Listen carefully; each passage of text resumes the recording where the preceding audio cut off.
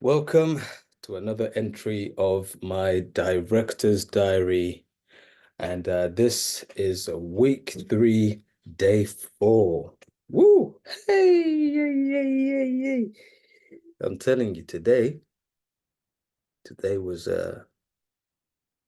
probably the most challenging day.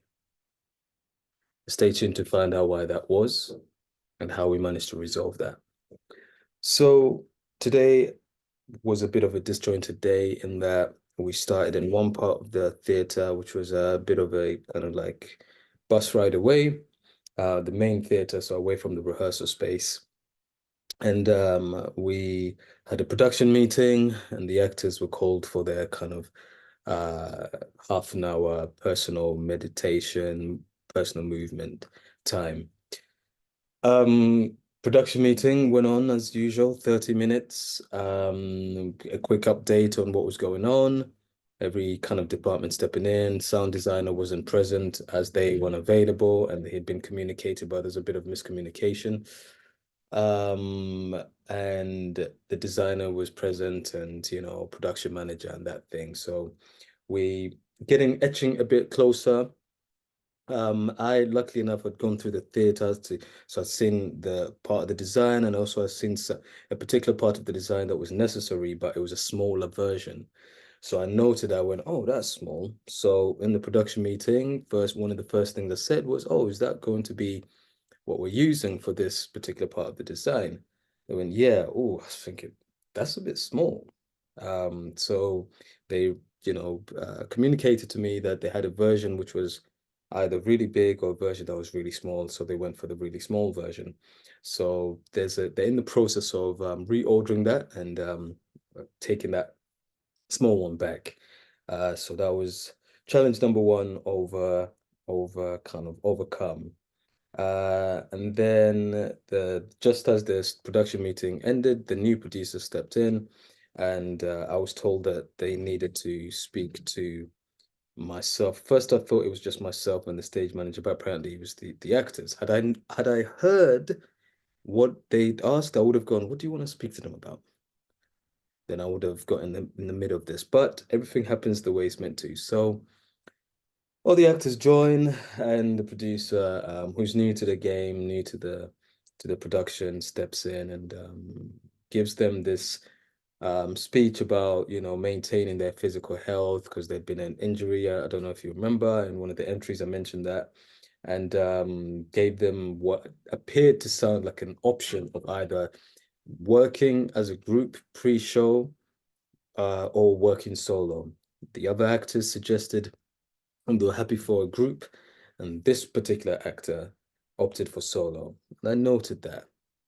And I went, no. Okay. Came back to it, said, actually, no. I recommend that we have so and so as movement kind of captain, and we have so and so as voice in charge of voice warm-ups. I really want everybody to be a part of that. I really do want everybody to be a part of that. This particular actor continued to say, no, this is my process, and I feel like why have I been given a choice? You shouldn't have been. It doesn't sound like it was a choice. There's not a thing of whether you do your thing by yourself or do the group. You can do a hybrid. So the other older actor was kind of suggesting that and saying, actually, as an actor, I would love to be able to connect with my other actors before we come on stage. This actor then continues with, but this is the process that works for me. I've done it at drama school, I've done it on plays. Bear in mind, this actor's only done, this is their second play by their own admission. This is their second play.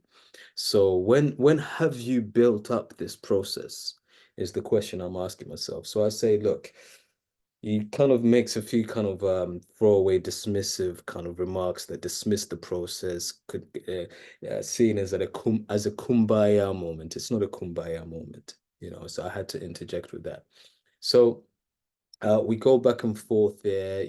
I stress the importance of leadership and the humility that an actor or one needs to have when in part of this process to go, this person has been put in charge of leading us and has this vantage point, and therefore their kind of way of working, their process should be listened to. The artistic director at this point was also involved in the conversation, and I do have to say, I wish they'd um I wish they didn't kind of contradict what I had said, because they suggest that it should be done by choice, but I would argue that, or it's done with choice, but I would argue that I think if you give people too much choice, they will always opt for the easiest.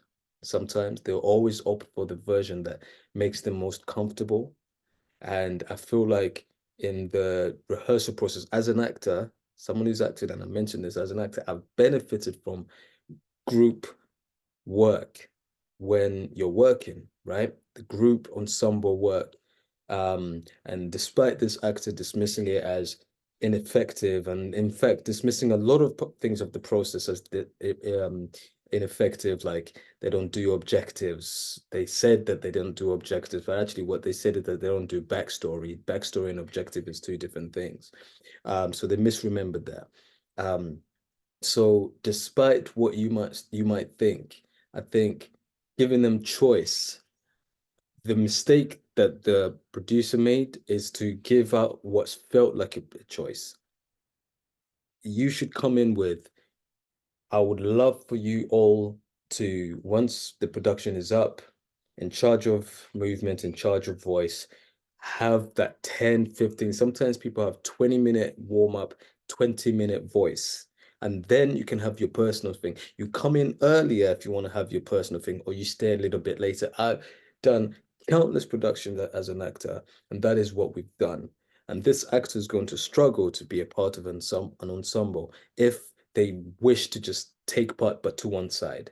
Their suggestion was, what everyone else is doing is I'll do my thing to a side. That is psychologically, that is not something that helps the other actors feel as if they're being held and supported by the fellow actors. If you are working by yourself, acting is not a solo, it's not a solo sport. It's a group sport. You need to trust each other. And if you don't trust each other to be able to invite each other into each other's processes, then the production will miss so much connection and electricity, because you've got one actor who's doing complete different things and feels as if their process is most important. Really, you have these people there. So they clearly saw things differently, and they were never going to budge on this. So I left it at that, and we needed to go and continue with our rehearsal. But I made sure that everybody who wanted to speak was able to speak, and one opted to not speak. So we went and we used the last hour and a half to do what we needed to do before moving back to the rehearsal space. Once we came back from the rehearsal space, I managed to catch each and individual one at a time in different corner, and spoke to the older actor who had spoken up and become very kind of vulnerable and emotional about this process. And I let them know that I see where they're coming from. I'm on the same page as them, and I back them, and then run into the next actor, and same tiplet appreciated their input, and similarly the other actor. Now the actor who was most oppositional, it can go one or two ways, right? You can either go, I'm actually going to just ignore them and not and just imagine they're not part of this process, right? It will become very apparent. The other actors will clock it, they will clock it. So I thought best thing to do, and it wasn't purposeful that I did it in front of everyone, but I went, tapped him on the shoulder gently, and gave him a hug, and then pulled out and went, it's cool, it's fine, okay, we're good, on the same page. And they responded with what they said, that I'm on your team, Captain. But I would argue that you should say be part of the whole team. Be part of the whole team. And so we entered the afternoon session with that kind of semi-resolved. We continued a clearer understanding of what is expected from them. And we had little interviews as well that we had to deal with. So going into the final scene, which meant we revisited that final scene and the whole play, and we continued a little bit more detailed work and in anticipation for our stagger tomorrow. 5 minutes before we finished, I managed to, gather them around and kind of told them what the plan is for tomorrow. There was a little bit of anxiety and worry from one of the younger cast member about what's happening next week. And I just wanted them to kind of understand that that will be explained to them at the end of tomorrow. So I don't want to jump the gun. And that was the problem with this initial meeting, is that the producer jumped the gun and stepped ahead of my process. They stepped ahead of it in a way that was unhelpful and created this friction. They cannot do that.